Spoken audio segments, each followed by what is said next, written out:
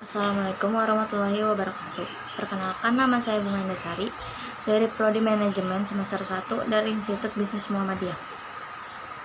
Tujuan saya membuat video kali ini untuk tugas saya yaitu pemahaman saya tentang materi teori organisasi dari pertemuan pertama dan ke-7.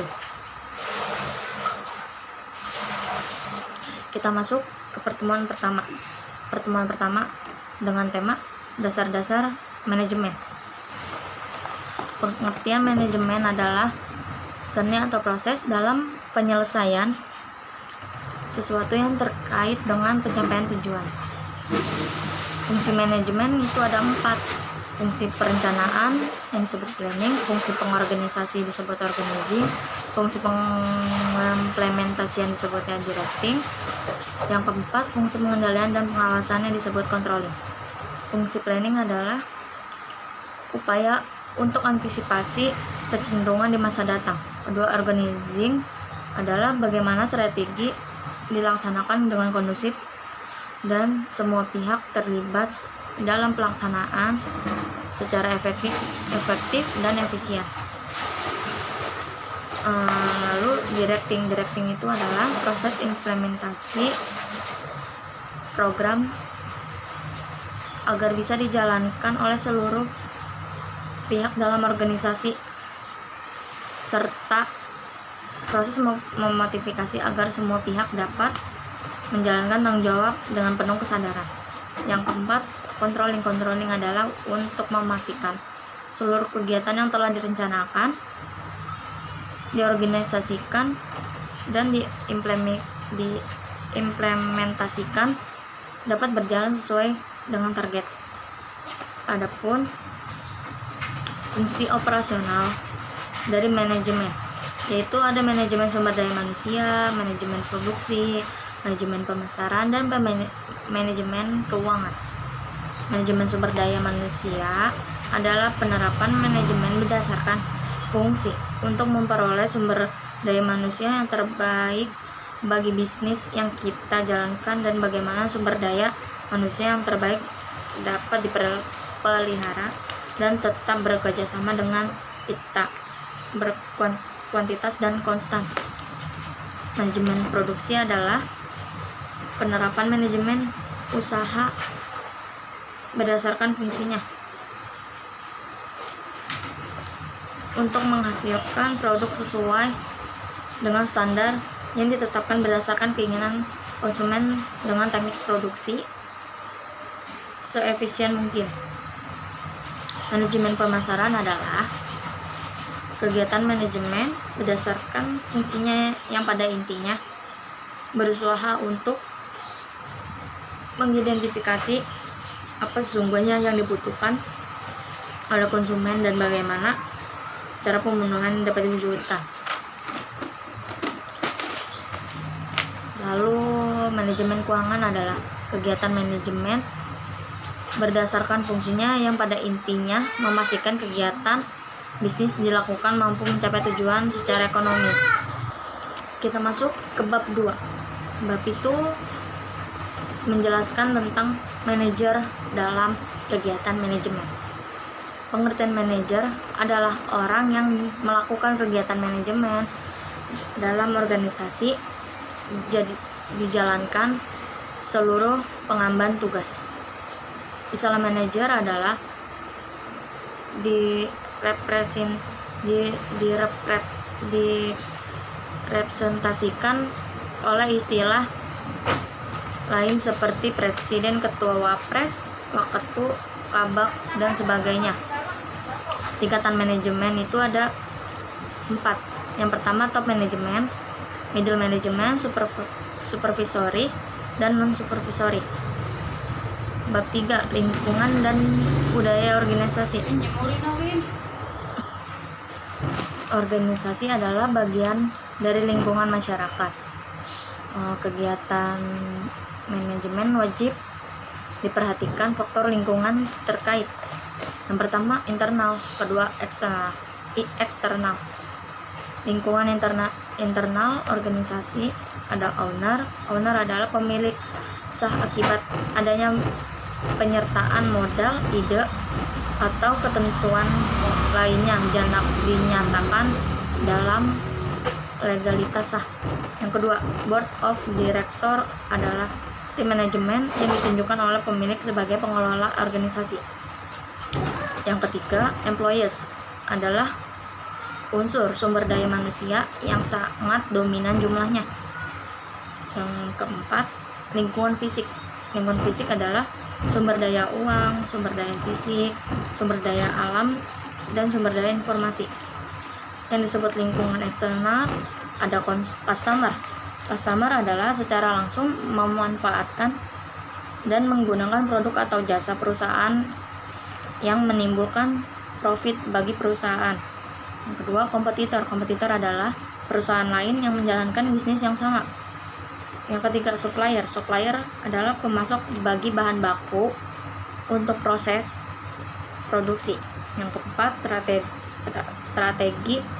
Partner adalah perusahaan lain yang menjalankan bisnis berbeda tapi jadi mitra yang menguntungkan kedua belah pihak. Regulator adalah pihak yang berkepentingan dalam menciptakan kegiatan bisnis yang aman, adil, dan seimbang. Yang keempat, pemerintah adalah tiap perusahaan perlu memahami arah kebijakan yang diambil pemerintah.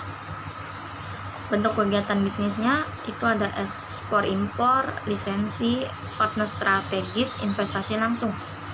Faktornya terkait bisnis internasional, kontrol dalam perdagangan internasional, komunitas ekonomi internasional, budaya antar negara. Lalu kita masuk ke bab 4. Bab 4 itu ada tanggung jawab sosial dan manajemen. Apa itu tanggung jawab sosial dari organisasi? Yaitu ada dua, lingkungan sebagai ruang lingkup kegiatan organisasi. Yang kedua, pro dan kontra mengenai tanggung jawab sosial. Mengelola tanggung jawab sosial dari perusahaan yaitu ada 4, strategi reaktif, strategi defensif, strategi akomodatif, yang keempat strategi proaktif. Lalu manfaat tanggung jawab sosialnya itu ada 3. Yang pertama, manfaat bagi perusahaan. Yang kedua, manfaat bagi masyarakat. Yang ketiga, manfaat bagi pemerintah. Lalu kita masuk ke konsep dasar etika. Apa itu yang disebut etika? Etika adalah keyakinan akan apa yang dianggap baik dan buruk. Lalu konsep dasar etika itu ada 4. Yang pertama, nilai personal sebagai standar etika. Yang kedua, nilai terminal. Yang keempat, nilai instrumental, nilai personal. Yang keempat, konflik nilai. Kita masuk ke bab 5. Bab 5 itu menjelaskan tentang fungsi perencanaan dan pengembalian keputusan. Di sini ada planning. Planning itu apa sih? Planning adalah proses yang dimulai dari penetapan organisasi, menentukan strategi untuk pencapaian tujuan organisasi secara menyeluruh untuk mengintegrasikan dan mengkoordinasikan seluruh pekerjaan. Lalu ada fungsi perencanaannya. Di sini ada 4 fungsi perencanaannya. Yang pertama itu arahan, kedua minimalisir pemborosan, yang ketiga meminimalisir dampak perubahan, yang keempat standar kualitas. Lalu ada persyaratannya. Di sini ada 5. Yang pertama faktual dan realitas, kedua logis dan rasional, ketiga fleksibel, yang keempat komitmen, yang kelima komprehensif. Lalu ada jenis-jenis tujuannya. Yang pertama tujuan strategis, yang kedua tujuan taktis, yang ketiga tujuan operasional. Lalu ada beberapa jenis rencananya nih.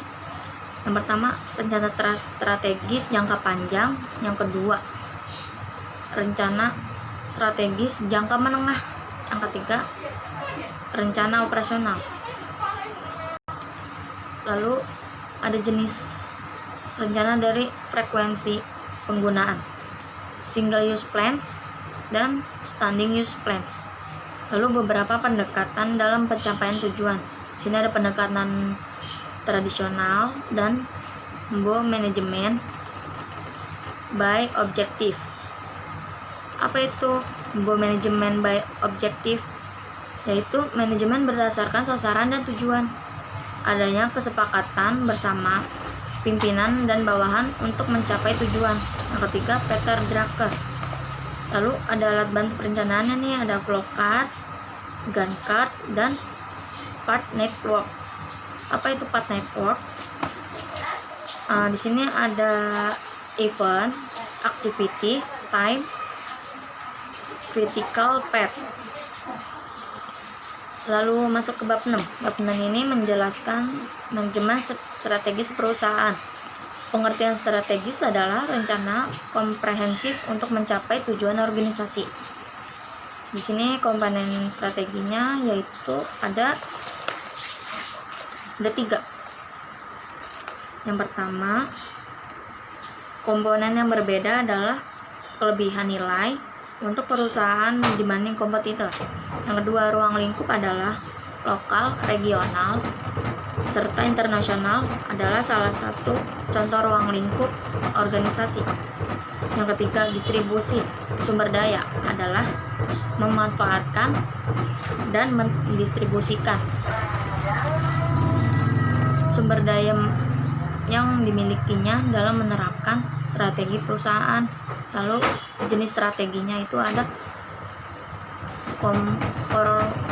corporate level, business level strategi, fungsional level strategi, dan proses penyusunan strategi itu ada 3, yaitu penilaian keperluan, penyusunan strategi, analisis situasi internal dan eksternal.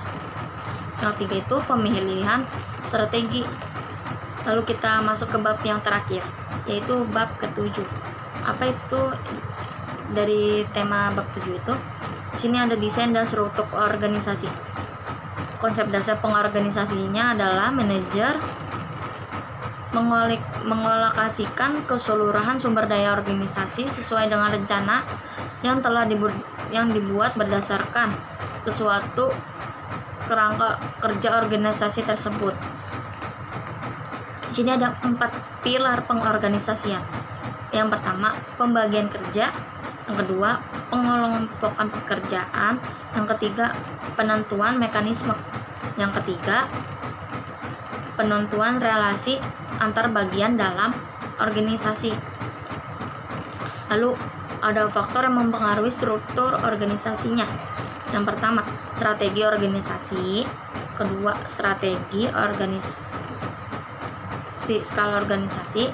Yang keempat, teknologi. Yang keempat, lingkungan. Lalu di sini ada pendekatan dalam proses departementalisasi. Apa itu? Di sini ada pendekatan fungsional, pendekatan produk, pendekatan pelanggan, pendekatan geografis, dan pendekatan matriks. Demikian penjelasan saya tentang bab 1 sampai bab 7. Wassalamualaikum warahmatullahi wabarakatuh.